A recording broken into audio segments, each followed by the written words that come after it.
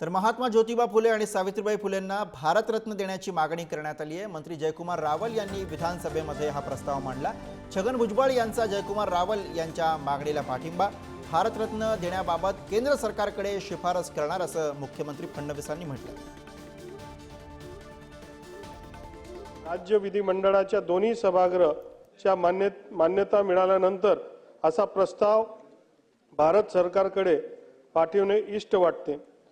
त्या अर्थी आता महाराष्ट्र विधानसभा नियमाचा नियम 110 अनुसार महाराष्ट्र विधानसभा याद्वारे क्रांतीसूर्य महात्मा ज्योतिबा फुले आणि क्रांतीज्योती सावित्रीबाई फुले यांना भारतरत्न हा सर्वोच्च पुरस्काराने मरणोत्तर सन्मानित करण्याची शिफारस भारत सरकारला करीत आहे। महात्मा ज्योतिराव फुले आणि सावित्रीबाई फुले यांना भारतरत्न देण्यासंदर्भातला हा जो प्रस्ताव आहे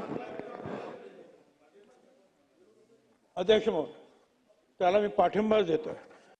दोन प्रकारच्या मान्यता असतात, एक राजमान्यता असते आणि एक लोकमान्यता असते। मी हे मानणाऱ्यांपैकी की लोकमान्यता ही राजमान्यतेपेक्षा मोठी असते।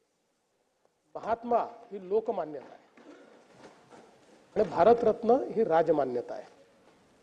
मला असं वाटतं की ही लोकमान्यता जी त्यांना मिळालेली आहे ती कधीच कोणी हिरावून घेऊ शकत नाही, त्याचं महत्त्व कधीच कमी होऊ शकत नाही।